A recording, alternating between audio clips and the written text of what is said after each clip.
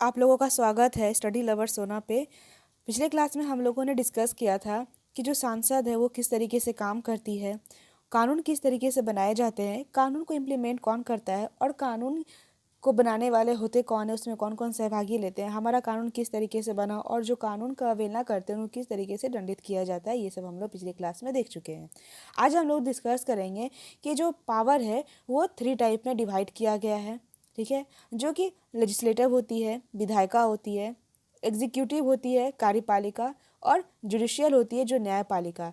ठीक है, यहाँ पे जो लेजिस्लेटर है वो किसी से जो है जुड़ी हुई नहीं है, सब अपने अपने क्षेत्र में स्वतंत्र हैं काम करने के लिए, और सभी जो है अपने क्षेत्र में अलग अलग तरीके से काम करते हैं। फ्रेंड्स, ये हम लोग पिछले क्लास में देख चुके हैं और आज के इस वीडियो में हम लोग यही सब जो है डिस्कस करने वाले हैं, जिसका जो शीर्षक है वो न्यायपालिका है। और आज हम लोग न्याय व्यवस्था के बारे में पढ़ने वाले हैं। हमारे देश में जो न्यायपालिका है उसकी किस तरीके से न्याय व्यवस्था है और हमारे देश में क्या इसका रोल है और किस तरीके से ये हमारे देश में काम करती है, ये सब हम लोग डिस्कस करने वाले हैं। तो न्यायपालिका जो है ये स्वतंत्र है। इसके अलावा जो फौजदारी कानून है, दीवानी कानून है, फिर जनहित याचिका है, पीआईएल, ये सब के बारे में जानेंगे इस वीडियो में हम लोग डिस्कस करेंगे। तो आइए अब हम डिस्कस करते हैं। सभी जानते हैं कि भारतीय जो राज्य है 3 अंग होते हैं, जो विधायिका होती है, न्यायपालिका होती है, कार्यपालिका होती है। तो हम लोग ये सब पहले ही देख चुके हैं कि राज्य में जो होता है वो राज्य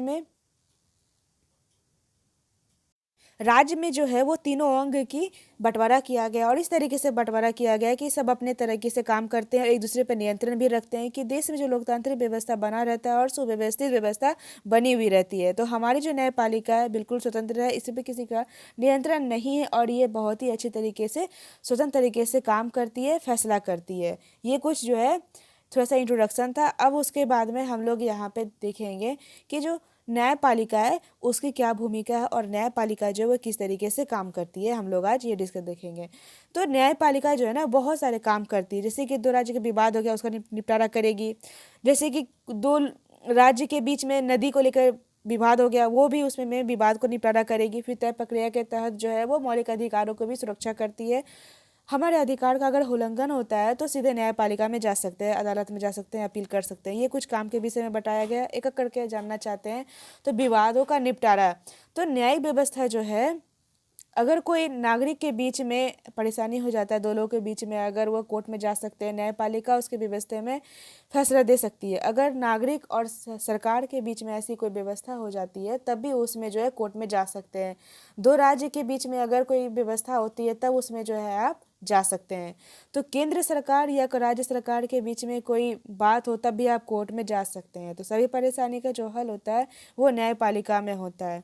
अगला टॉपिक देखेंगे यहाँ पे जो न्यायिक समीक्षा है। न्यायिक समीक्षा का अर्थ होता है कि ये हम समझेंगे तो संविधान की व्याख्या का अधिकार जो दिया हुआ है न्यायपालिका को दिया गया है। इसके बाद में आप जानते हैं कि संसद जो है वो पूरे देश के लिए कानून बनाती है, कानून पारित करती है। लेकिन अगर न्यायपालिका को लगता है कि संसद द्वारा बनाया हुआ कानून इस संविधान में आधारभूत को ढांचे को खिलाफ है तो उसके उल्लंघन का जो है उस कानून को रद्द कर देगी। और यही तरीका जो है न्यायिक समीक्षा कहते हैं। न्यायिक पालिका जब समीक्षा करती है किसी कानून का तो उसे गलत पाती है, मूल ढांचे का जो विरुद्ध पाती है तो उसे रद्द करती है और इसी व्यवस्था को न्यायिक समीक्षा कहा जाता है।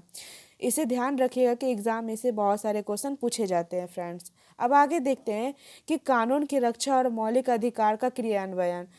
अब जानते हैं कि किसी भी व्यक्ति के मौलिक अधिकारों का उल्लंघन होता है तो वो सीधे कोर्ट में जा सकता है, न्यायालय में जा सकता है। यहाँ पे एक चीज़ बताया गया है कि मौलिक अधिकार के उल्लंघन के विषय में से सर्वोच्च न्यायालय में भी जा सकते हैं और उच्च न्यायालय भी जा सकते हैं। अगर आपके मौलिक अधिकार का उल्लंघन हुआ है तो आप हाई कोर्ट भी जा सकते हैं और सुप्रीम कोर्ट भी जा सकते हैं। उसका अनुच्छेद 21 के बारे में बताया गया है कि जीवन का अधिकार बताया गया है, लेकिन न्यायपालिका ने अपने व्याख्या में जीवन के अधिकार में स्वास्थ्य का भी अधिकार शामिल है। किसी भी सरकार को, चाहे वो केंद्र सरकार हो या राज्य सरकार हो, न्यायपालिका जो है व्यवस्था ठीक करने के लिए कह सकती है। मानिए कि कोई भी राज्य के खिलाफ अगर केस किया है कि ये जो कानून है यहाँ पे उल्लंघन हो रहा है, तब उसमें जो है व्यवस्था नहीं है, तो न्यायपालिका एक बात कह सकती है कि उस व्यवस्था को ठीक कीजिए, तो सरकार को कुछ करने के लिए कह भी सकती है। ये बात ही बताई गई है केस के माध्यम से। एटलीस्ट हम लोग ये सब 7वीं कक्षा में हम लोग पढ़ चुके हैं, जिसमें कि व्यक्ति घायल हो गया था और वो जब दायर किया था केस तो उसे मुआवजा दिया गया था। तो ये इंपॉर्टेंट नहीं, बस ये जानना है कि अनुच्छेद 21 के जीवन का अधिकार है, स्वास्थ्य का अधिकार है भी शामिल है। तो यहाँ पे कुछ ऐसी बातें बताई गई है जो अब हम लोग देखेंगे। बताया जा रहा है कि यहाँ पे कुछ पिक्चर है, यहाँ पे जो पिक्चर है बताया गया है कि 26 जनवरी 1950 को इसकी स्थापना की गई थी और उसी दिन हमारा देश जो है वो गणतंत्र बना था। और यहाँ पे फेडरल ऑफ कोर्ट का ये इंडिया का भांति जो है यहाँ पे न्यायालय जो है अपने संसद भवन के भीतर चैम्बर ऑफ प्रिंसेस में हुआ करता था। तो इस समय जो है 1958 में इस इमारत के स्थानांतरित कर दिया गया था। तो यहाँ पे 1958 में जो है सुप्रीम कोर्ट आया है। अब आप लोग मुझे कमेंट बॉक्स में बताएंगे कि सुप्रीम कोर्ट जो बनाया है वो किसने बनाया है। ठीक है फ्रेंड्स, आप मुझे नीचे कमेंट बॉक्स में बताएंगे। तो उस समय जो सुप्रीम कोर्ट है वो उस समय फेडरल कोर्ट ऑफ इंडिया के नाम से जाना जाता था। 1950 से हमारा कोर्ट जो है काम किया, लेकिन बिल्डिंग जो है ना ये बिल्डिंग हमारे पास नहीं था, तब ये हमारा कहाँ था, उसमें काम करता था। ये 1958 में बिल्डिंग तैयार हुआ था। इतना चीज़ आप ध्यान में रखिएगा, बहुत ही इम्पॉर्टेंट है। अब आगे देखते हैं कि स्वतंत्र न्यायपालिका जो है वो क्या होती है और किस तरीके से ये काम करती है। तो देखिए हम लोग जो है पढ़ लिए थे पहले ही कि न्यायपालिका जो है पूरी तरीके से जो है वो स्वतंत्र होगी, किसी भी नेता या राजनेता का उस पर दबाव नहीं होगा, ना ही वो उस पर कोई नेता प्रेशराइज कर सकते हैं। अगर न्यायपालिका पे किसी तरह का प्रेशराइज किया जाएगा, अगर न्यायपालिका पे किसी तरह का प्रेशराइज किया जाएगा तो हमारा न्यायालय सही ढंग से काम नहीं करेगा। तो न्यायालय अगर सही ढंग से काम नहीं करेगा तो लोगों को न्याय नहीं मिलेगा, तो लोगों का जो है न्यायपालिका के ऊपर से विश्वास उठ जाएगा। इसीलिए न्यायपालिका को स्वतंत्र रखा गया। तो यहाँ पे एक एग्जाम्पल के द्वारा बताया गया है कि तो इस तरीके का ये बहुत बड़ा फैक्टर भी होता है कि न्यायपालिका जो है हमारा एक स्वतंत्र रूप से काम भी करती है, जिस पे किसी का प्रेशर नहीं होता है। और शक्ति के बंटवारा के विषय में हम लोग पढ़ लिए थे कि हमारे देश में जो है शक्तियों का बंटवारा किया गया। हमारे देश में न्यायपालिका, विधायिका, कार्यपालिका सबको अपनी अपनी शक्तियाँ दी गई है और सब अपने अपने शक्ति के अनुसार काम करते हैं। ओके फ्रेंड्स, उसके बाद जो है ना न्यायपालिका जो है उसके पास अपनी अलग शक्ति है, उस पर किसी भी तरीके से विधायिका या कार्यपालिका का नियंत्रण नहीं हो सकता है। हाँ, एक अलग स्तर है कि एक न्यायपालिका जो है कानून बना करके एक हद तक उसमें अपना न्याय कर सकती है। तो ये जो है ना एक तरह से दबाव नहीं हो सकता है, नियंत्रण नहीं हो सकता है। यहाँ बताया जा रहा है कि जो अदालत जो है वो सरकार किसी के अधीन नहीं है, न्यायालय जो है वो स्वतंत्र है। ऐसा स्टेटमेंट डायरेक्ट एग्जाम में पूछ लिया जाता है, तो इस तरीके से आप समझ सकते हैं। तो यहाँ पे जो है ना एक एग्जाम्पल के तहत बताया गया है कि नेताओं का जो न्यायाधीश पर जो नियंत्रण रहता है वो उसकी वजह से न्यायाधीश फैसला जो है वो नहीं ले सकता है, नहीं ले पाता है। तो स्वतंत्र का अभाव न्यायाधीश को इस बात के लिए मजबूर कर देगा कि वो नेता हमेशा जो है नेता के पक्ष में ही फैसला सुनाएगा। ऐसे बहुत सारे जो है आप आसपास के क्षेत्रों में देख सकते हैं और अपने जो भी देखा है उसमें आप देख सकते हैं कि नेता जो है वो न्यायपालिका के ऊपर दबाव डालेगा तो सही तरीके के फैसले नहीं आएंगे, और जब भी आएगा तो नेता के पक्ष में ही आएगा। भारतीय संविधान इस तरह की दखलंदाजी को स्वीकार जो है नहीं करता, इसलिए हमारे संविधान में जो न्यायपालिका है वो पूरी तरीके से स्वतंत्र रखा गया है। तो हमारा उच्च न्यायालय, सर्वोच्च न्यायालय जो है वो जो भी न्यायाधीश होते हैं उनकी नियुक्ति में सरकार की किसी भी शाखा का दखल नहीं होता है, और इसी कारण जो है एक बार न्यायाधीश नियुक्ति हो जाती है तो उसे पद से हटाना बहुत मुश्किल हो जाता है। इतना आप ध्यान में रखिएगा। उसके बाद दिखाया जा रहा है यहाँ पे कि भारत का जो अदालती संरचना है वो कैसी है और किस तरह का की है। तो यहाँ पे हम लोग देखते हैं कि 3 तरह की जो होती है अदालत होती है। ठीक है, एक अधीनस्थ न्यायालय तो एक उच्च न्यायालय होता है, एक होता है सर्वोच्च न्यायालय। तो अधीनस्थ जो न्यायालय होता है ये तो जिले के स्तर पे, तहसील के स्तर पे होता है या किसी शहर में हो सकता है। क्या होता है कि सबसे ज़्यादा जो होता है लोगों का जुड़ाव जो होता है वो अधीनस्थ न्यायालय से ही होता है, क्योंकि सबसे नज़दीक कौन होता है जिला में, तो अधीनस्थ न्यायालय होता है। सब डिविजनल कोर्ट जो होते हैं वो होता है। तो इस तरीके से सबसे नज़दीक में हमारा होता है जिला कोर्ट। उसके बाद उच्च न्यायालय की बात करें तो वो एक एक बात और बताना चाहूँगी कि एक ज़िले में जो होता है वो एक ज़िले न्यायाधीश भी होता है, जो कि वो भी स्वतंत्र रूप से काम करता है, उसके ऊपर जो है कोई भी तरह का दबाव नहीं दिया जाता है। ठीक है, एक जिला में जो है एक न्यायाधीश हो सकता है, उसी तरीके से पूरे राज्य में जो है एक पूरा उच्च न्यायाधीश होता है, सुप्रीम कोर्ट होता है, जो पूरे राज्य के लिए होता है। और यहाँ पे जो कोर्ट है वो कोर्ट का जो है शक्तियों का बंटवारा नहीं किया गया है, क्योंकि एक कोर्ट दूसरी कोर्ट से जुड़ी हुई थी, दूसरा कोर्ट तीसरा कोर्ट से जुड़ा हुआ होता है फ्रेंड्स यहाँ पे।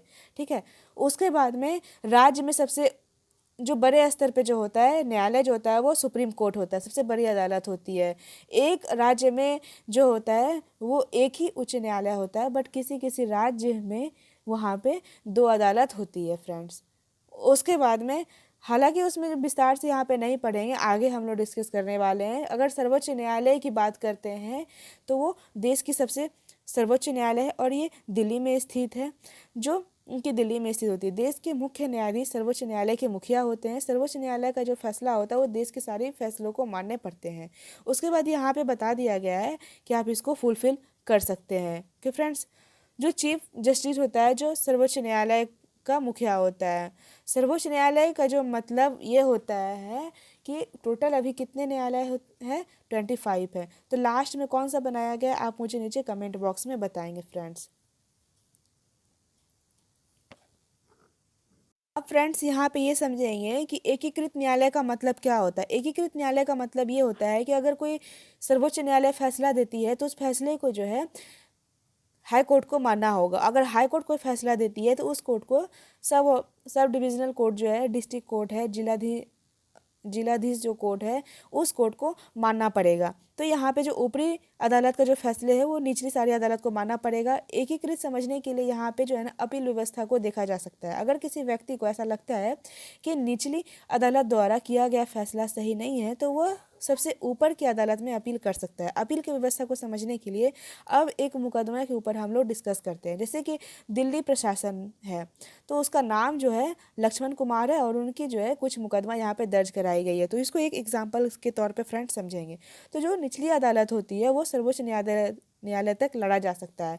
अगर जैसे कि कोई निचले न्यायालय है वो फैसला सुना दिया और उस फैसले से आप लोग संतुष्ट नहीं है तो आप लोग स्टेट कोर्ट में जा सकते हैं, हाई कोर्ट में जा सकते हैं। अगर हाई कोर्ट के फैसले से भी आप संतुष्ट नहीं है तो वो मुकदमा आप जा कर के सुप्रीम कोर्ट में दायर कर सकते हैं फ्रेंड्स। तो इस तरीके से अदालत जो एक दूसरे से जुड़ी हुई है। तो अब यहाँ पे फ्रेंड्स यहाँ पे एग्जाम्पल के तौर पर समझाया गया है, जो कि एक लक्ष्मण कुमार है। लक्ष्मण कुमार जो है वो 20 वर्ष का एक युवा है, जो कि सुधा गोयल से शादी किया हुआ रहता है और वह दिल्ली के एक फ्लैट में रहता है। लक्ष्मण का जो भाई है उसका परिवार भी साथ में रहता है। तो 2 दिसंबर 1980 की बात है, जहाँ पे सुधा को अस्पताल में मौत हो गई थी। क्यों हुई थी भाई? तो वो वहाँ पे जल गई थी। तो जलाया क्यों था? क्योंकि उसको एक बच्चे के बाद उनसे कुछ दहेज वगैरह मांगा गया था, इसी वजह से उस लड़की को जला दिया गया था। तो सुधा के जो घर वाले हैं वो मुकदमा दायर कर देते हैं निचली अदालत में। तो निचली अदालत का जो मुकदमा होता है वो 4 पड़ोसियों के गवाह के तौर पर उनको बुलाया जाता है। उसके बाद पड़ोसी जब बयान देता है तो 1 दिसंबर की रात में सुधा की वो चीख सुन के जो है पड़ोसी वाले जाते हैं और वहाँ पे मामला जानने के लिए बलपूर्वक लक्ष्मण के घर घुस जाते हैं। ज़बरदस्ती उनके घर में घुसते हैं और वहाँ देखते हैं कि सुधा की साड़ी में आग लगी हुई है, वो साड़ी में लपटे हुए हैं, आग से वो लपटी हुई है। तो सुधा के बारे में सुधा को जो है एक बोरे से वो ढाँक करके कंबल में लपेट करके आग बुझा दिया जाता है। उसके बाद में सास शकुंतला से उसके बाद में मिट्टी के जो है ऊपर तेल डाल देती है। सास का नाम जो होता है वो शकुंतला नाम होता है और वो सुधा के ऊपर जो है मिट्टी का तेल डाल देती है और लक्ष्मण जो है उसको आग लगा देता है।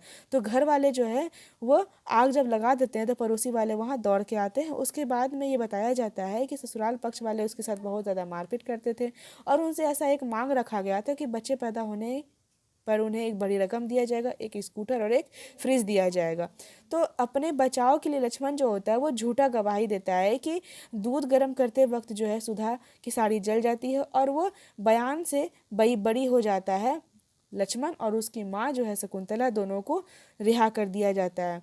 तो यहाँ पे जो निचली कोर्ट होती है वो लक्ष्मण की और उसकी माँ को, जेठ को, सुभाष को, ये सब दोषी करार देती है और तीनों को जो है मौत की सज़ा सुनाई देती है। तो यहाँ पे 1883 में 1983 में यहाँ नवंबर महीने में तीनों आरोपियों को इस फैसले के गवाह के लिए फिर न्यायालय में अपील दायर कर दिया जाता है। दोनों तरफ से वकीलों की तरफ सुनवाई होती है। उसके बाद जो हाई कोर्ट होता है वो फैसला सुना देती है कि सुधा की मौत एक दुर्घटना है और वो मिट्टी के तेल से जलने वाले स्टोव से जली थी। अदालत ने जो है वो लक्ष्मण और शकुंतला और सुभाष को फिर वहाँ से तीनों को बरी कर देती। तो फ्रेंड्स यहाँ पे देख रहे हैं कि किस तरीके से यहाँ पे न्यायालय की ओर से न्याय का एक भरोसा उठ जाता है लोगों का। तो यहाँ पे ये गुवाहाटी का हाई कोर्ट दिखाया गया है जो कि मिजोरम बैच में है।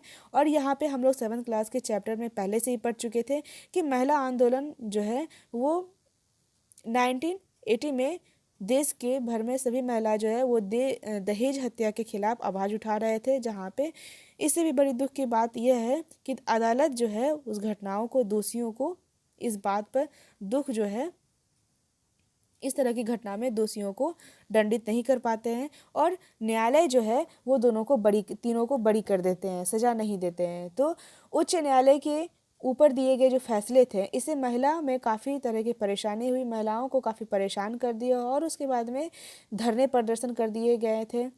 फिर उच्च न्यायालय के फैसले के खिलाफ सर्वोच्च न्यायालय में एक और दायर अपील कर दिया गया था जो कि Indian federation of women lawyers के नाम से संगठन की तरफ से दायर किया गया था।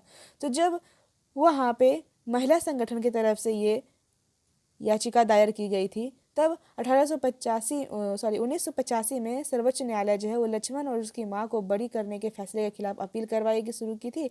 और वकील के तर्क सुनने के बाद जो है सुप्रीम कोर्ट जो फैसला दिया वह उच्च न्यायालय के फैसले से अलग था। यहाँ पे देखेंगे तो जो सुप्रीम कोर्ट है वो लक्ष्मण और उसकी माँ को दोषी पाया, लेकिन सुभाष के आरोपों से बरी कर दिया गया था क्योंकि उसके खिलाफ पर्याप्त सबूत नहीं थे। सर्वोच्च न्यायालय ने दोनों आरोपियों को उम्र कैद की सजा सुना दी। फ्रेंड्स, तो यहाँ पे हम लोग ये देखें तो किस तरीके से देखें कि जो हाई कोर्ट है उसके ऊपर कहीं ना कहीं किसी नेता या किसी लोगों का वो दबाव था, तभी वो फैसला सही नहीं सुना पाया। लेकिन जो सुप्रीम कोर्ट था हमारा, वो सुप्रीम कोर्ट के ऊपर किसी का दबाव नहीं था, इसीलिए उन्होंने सही फैसला सुनाया और तीनों को उम्र कैद की सजा भी दे दी गई थी।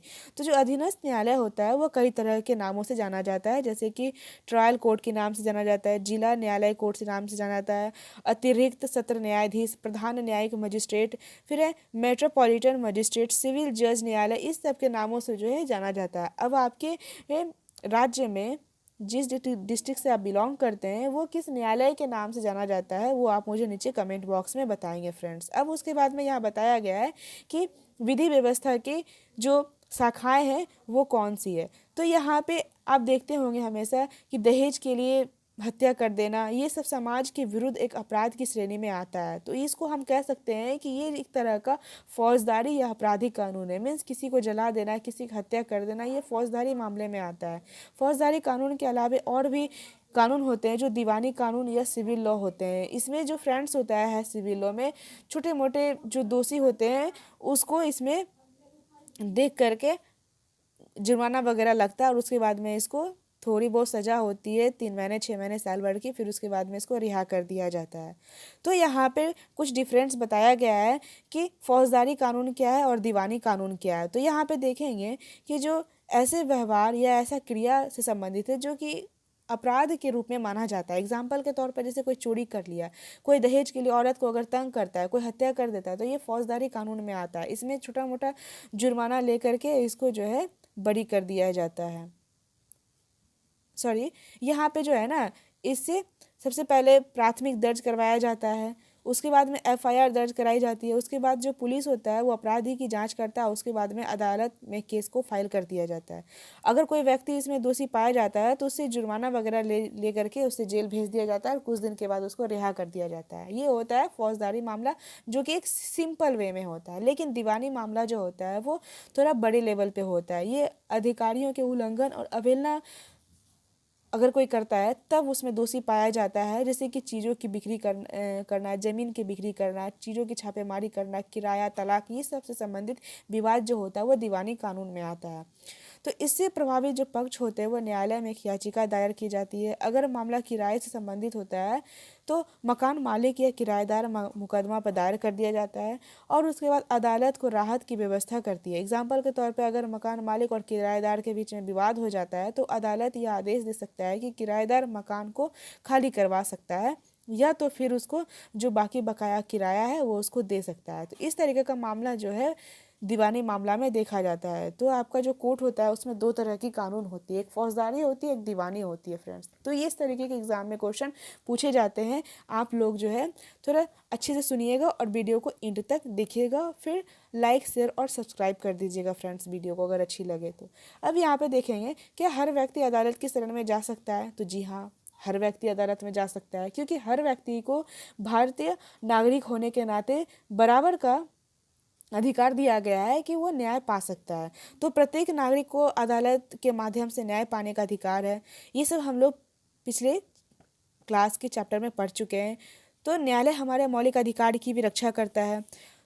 अगर किसी भी नागरिक को ऐसा लगता है कि उसके मौलिक अधिकार का उल्लंघन हो रहा है तो वो न्यायालय की अदालत में जा सकता है, चाहे वो सुप्रीम कोर्ट हो या फिर वो हाई कोर्ट हो, वो दोनों में से किसी कोर्ट में जा सकता है। अगर उसके अधिकार का उल्लंघन हो तो अदालत की सेवाएं भी उसके लिए उपलब्ध कराई जाती है। लेकिन वास्तव में ये होता है ना फ्रेंड्स कि जो गरीब लोग होते हैं उनके लिए न्याय पाना बहुत ज़्यादा मुश्किल हो जाता है। तो कानून की प्रक्रिया में न केवल काफ़ी पैसे लगते हैं, उसमें कुछ कागजी कार्रवाई भी उसमें करनी पड़ती है, बल्कि उसमें बहुत ज़्यादा समय भी लग जाता है। अगर कोई व्यक्ति या गरीब आम आदमी है जो पढ़ना लिखना नहीं जानता है, तो उसका परिवार जैसे दिहाड़ी मजदूर से चल रहा होता है, तो ऐसे लोगों के लिए इंसाफ पाना बहुत ज़्यादा मुश्किल हो जाता है। अब यहाँ पे फ्रेंड्स ये ध्यान देने बात यह है कि 1980 के दशक में सर्वोच्च न्यायालय जो जनहित याचिका PIL की व्यवस्था विकसित की थी।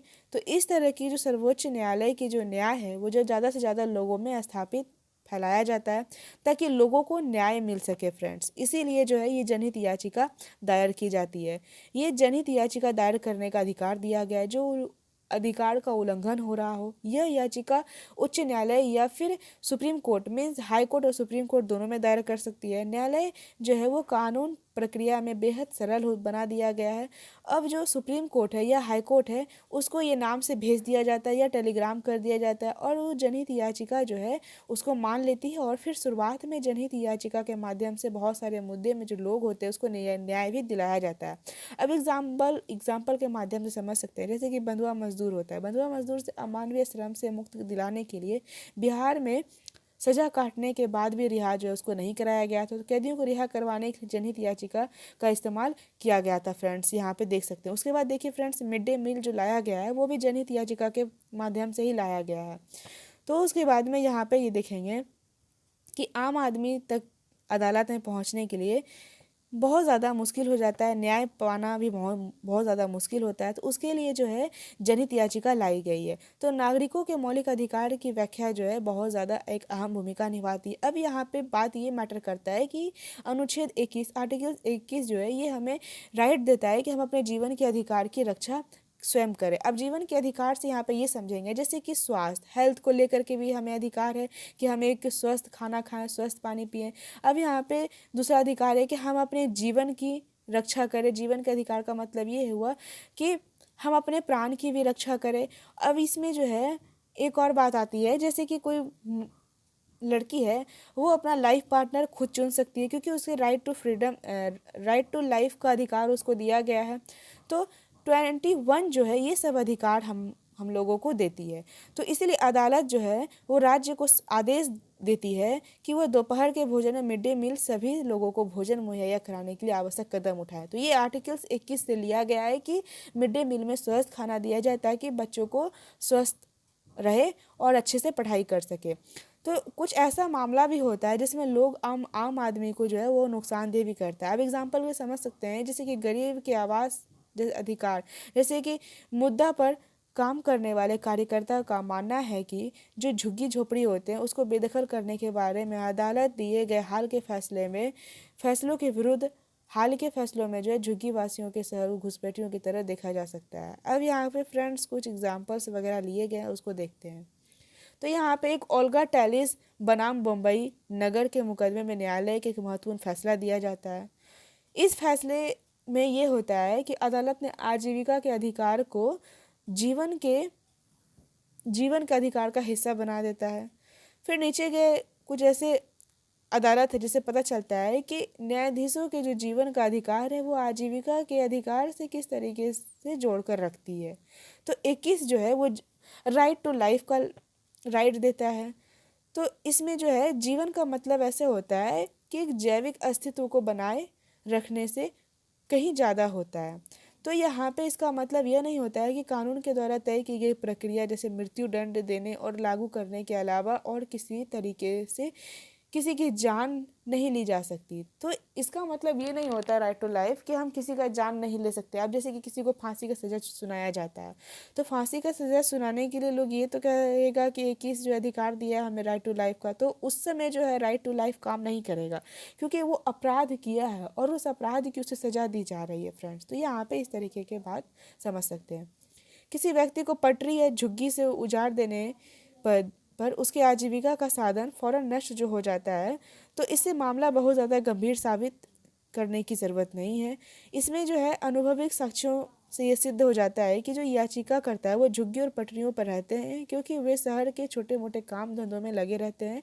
उनके पास रहने के लिए कोई जगह नहीं होती है, वे अपने काम करने की जगह में आसपास कहीं पटरी झुग्गियों में रहने लगते हैं। तो इस तरीके से आप देख सकते हैं काफ़ी उन लोगों को दिक्कत होता है फ्रेंड्स।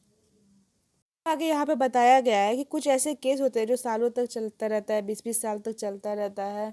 और यहाँ पे जो है एग्जाम्पल दे करके बताया गया है कि ये जो है एक हासिमपुरा है, जिसमें कि 43 मुसलमान हैं, जो कि कुछ परिजन यहाँ पे दिखाया गया है। ये पिछले 31 साल से न्याय के लिए संघर्ष कर रही है। मुकदमा शुरू होने में इतना विलम्ब हुआ कि होने के कारण इनको सितंबर 2002 में सुप्रीम कोर्ट जो है मामला उत्तर प्रदेश के दिल्ली स्थानांतरित कर देती है। उसके बाद जो प्रोविंशियल अवार्ड कॉन्स्टिट्यूटली PAC के मामले 19 लोगों की हत्या और आपराधिक मामलों के आरोप में मुकदमे के लिए चलाए गए थे। उसके बाद 2007 तक जो है केवल 3 गवाहों के बयान पर दर्ज कर दिया जाता है और उसके बाद अंतिम 31 अक्टूबर 2018 को दिल्ली हाई कोर्ट ने आरोपियों को दोषी ठहराया जाता है। तो किस तरीके से यहाँ पे देखिए कितना दिक्कत होता है, कितने देरी से जो है 20 साल से जो है न्यायालय के लिए लड़ रहे हैं। तो 20 साल से जो भी न्यायालय अगर जाएगा तो जो भी व्यक्ति इसमें न्यायालय की मांग कर रहा है फ्रेंड्स, वो भी इसमें मर सकता है। तो इस तरीके का अगर विलम्ब होगा न्यायालय में तो लोगों के ऊपर से भरोसा भी उठ सकता है। तो ऐसे में क्या फ़ायदा होगा उस न्याय का, इसी में ध्यान में रखते कहा जाता है कि इंसाफ में देरी मतलब इस इंसाफ का कत्ल। अगर कोई व्यक्ति इंसाफ मांग रहा है तो उस व्यक्ति को एक अगर सर्टेन टाइप में इंसाफ मिलेगा तो इसे नहीं मिलता है तो उस न्याय का कोई मतलब नहीं होता। इस बातें ये बताई गई है। उसके आगे बढ़ते हैं, चैप्टर समाप्त होता है। उसके बाद में कुछ ऐसा डेटा यहाँ पे आपको देखने को मिलेगा। यहाँ पे ऐसा कुछ डेटा दिखाया गया है फ्रेंड्स, ये जो कि एग्ज़ाम के व्यूज़ उतना इम्पॉर्टेंस नहीं है। उसके बाद में यहाँ पे कुछ कीवर्ड्स वगैरह दिए गए हैं, ठीक है फ्रेंड्स। और यहाँ पे हम लोग पहले ही देख चुके हैं कि ये SDG जो है सस्टेनेबल डेवलप गोल दूसरे नंबर पे जो है जीरो हंगर्स आता है। तो फ्रेंड्स ये आज की चैप्टर यहीं पे ख़त्म होती है। अब मिलते हैं हम लोग नेक्स्ट वीडियो में, तब तक के लिए bye bye and take care.